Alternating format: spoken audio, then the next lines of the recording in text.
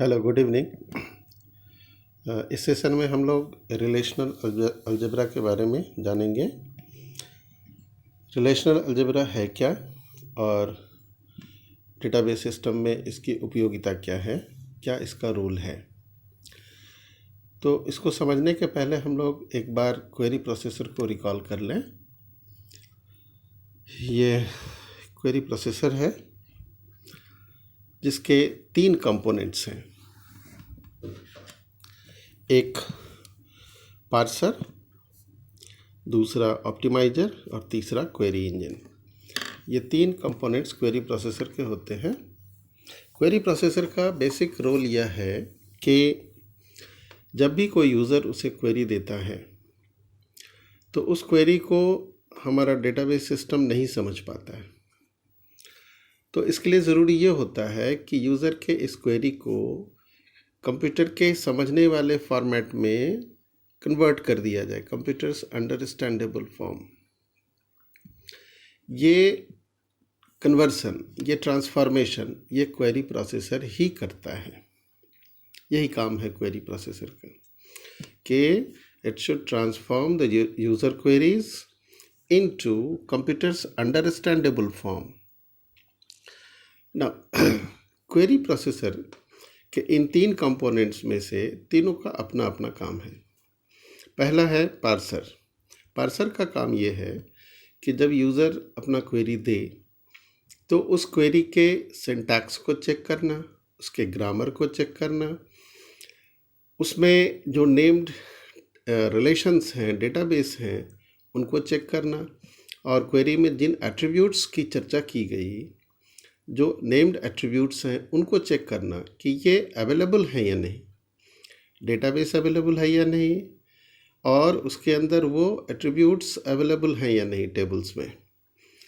अगर ये सब सही है, सिंटैक्स सही है, ग्रामर सही है, डेटाबेस टेबल्स भी है, एट्रीब्यूट्स भी हैं, then this parser passes on this query to optimizer. अब ऑप्टिमाइजर का काम यह है कि इस यूज़र क्वेरी को लेके कंप्यूटर के जितने भी जो अल्टरनेटिव जो अंडरस्टैंडेबल फॉर्म है, उस फॉर्म में उसको कन्वर्ट कर देना।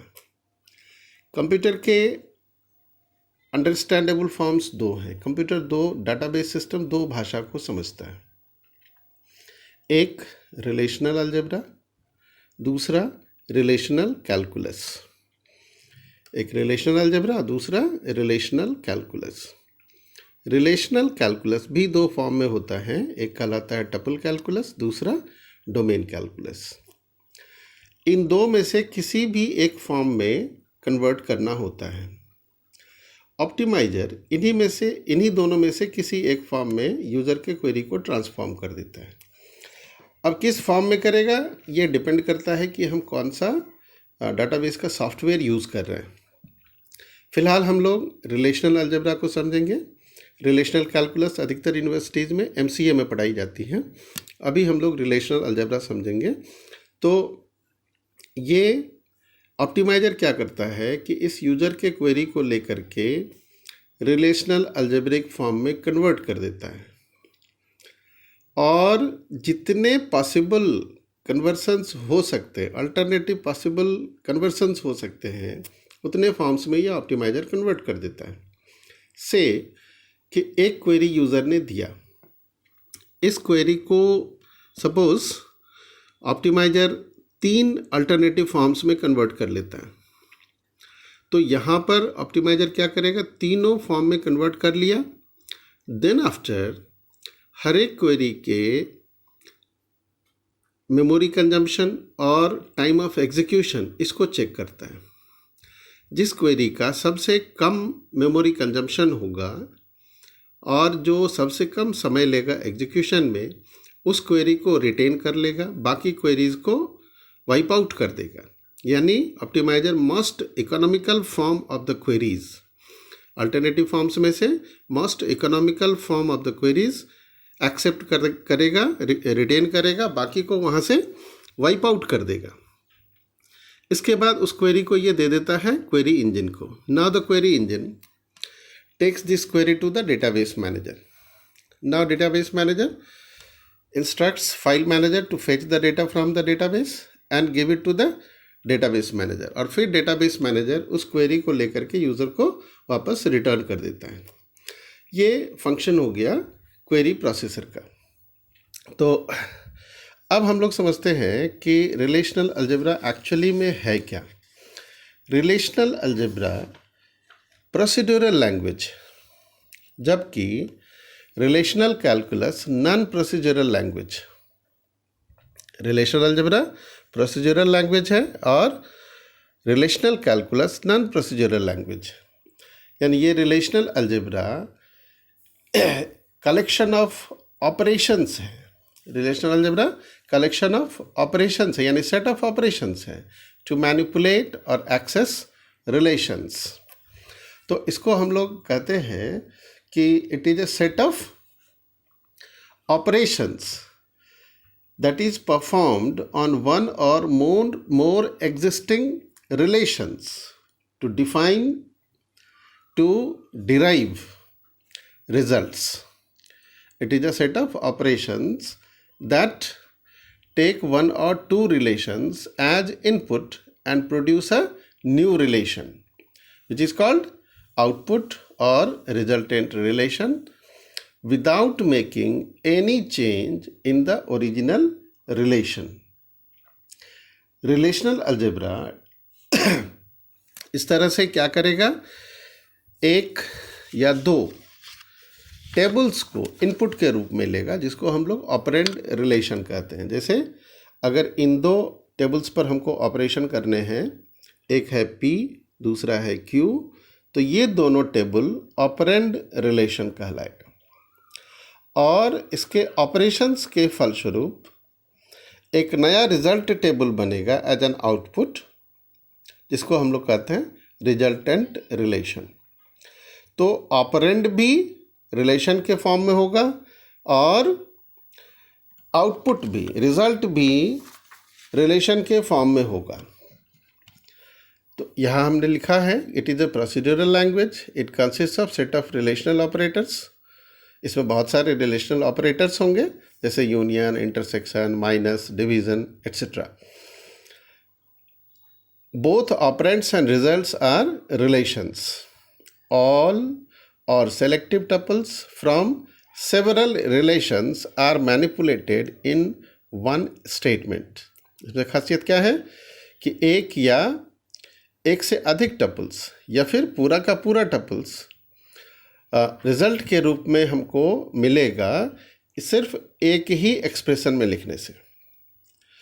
और सबसे पहले रिलेशनल अलजेब्रा को प्रपोज किसने किया था, वो थे डॉक्टर E.F. कॉड।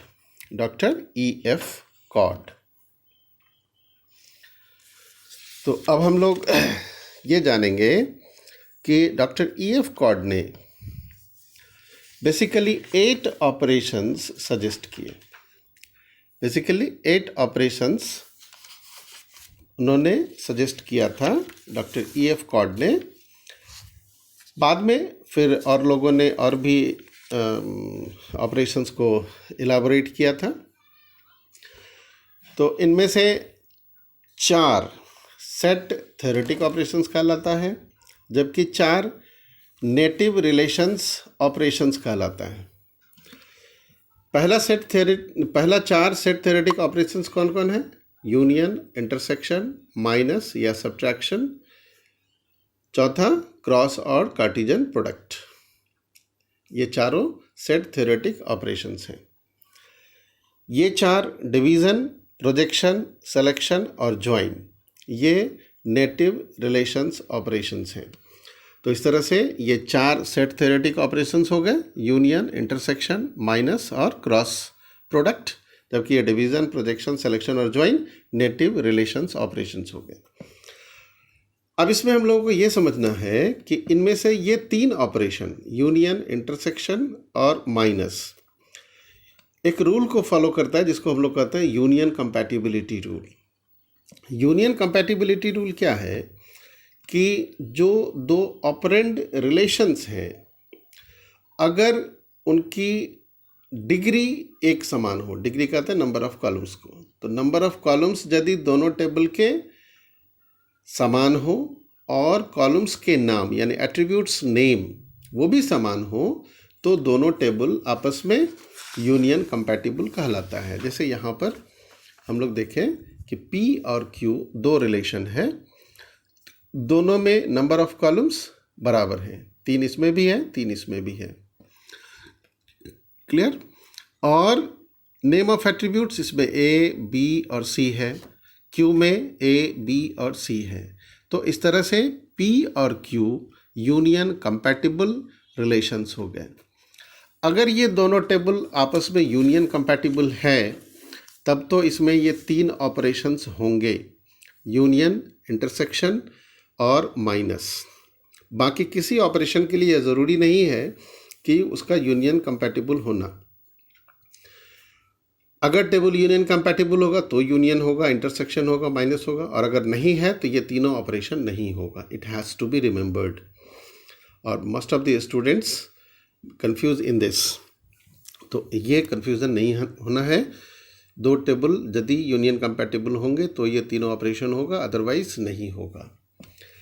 दूसरी बात यहाँ ये है कि बाकी सारे ऑपरेशंस में 2 ऑपरेंड रिलेशन होगा, जबकि सिर्फ प्रोजेक्शन और सिलेक्शन एक ही ऑपरेंड रिलेशन पर काम करेगा, क्लियर। अब इसमें हम लोग 2 टर्म समझ लेते हैं। एक होता है कार्डिनैलिटी। कार्डिनैलिटी कहते हैं number of elements of a set. Set theory में हम लोग पढ़े हैं कि cardinality is the number of elements in a set. तो यहाँ क्या होगा, नंबर ऑफ रोज यानी tuples in a relation. Number of tuples in a relation is the cardinality. Arity और डिग्री ये किसको कहेंगे, number of attributes or columns in a relation. किसी टेबल में कितने कॉलम्स हैं इसको हम लोग कहेंगे डिग्री, और किसी टेबल में कितने रोज हैं इसको हम लोग कहेंगे कार्डिनैलिटी। तो यदि इसमें हम देखें इस टेबल में, तो इसमें 3 कॉलम्स हैं, तो इसको हम कहेंगे 3 डिग्री टेबल। इसमें भी 3 कॉलम है तो ये भी 3 डिग्री टेबल। कॉलम्स को गिन लें, ये एट्रीब्यूट नेम वाले कॉलम को, रो को छोड़ देंगे, नंबर ऑफ रोज गिने, टपल्स को 1 2 3 4, ये 4 टपल्स हो गए। तो इसकी कार्डिनैलिटी 4 हो गई। इसकी कार्डिनैलिटी 1 2 3 4 5 6 हो गया। तो ये हम लोगों ने लिखा है cardinality of P equal to 4 and cardinality of Q equal to 6, जबकि डिग्री ऑफ P बराबर 3। दोनों देखने में एक जैसा लगता है, बट इसमें हम रिलेशन के डिग्री में रिलेशन के नाम को बोल्ड कर देते हैं, that indicates degree of the relation. तो degree of P is 3, degree of Q is also 3, clear. तो इस सेशन में इतना ही। फिर अगले वीडियो में हम लोग इसके डिफरेंट ऑपरेशंस को समझेंगे, union, intersection, minus, cross product and others. Thank you.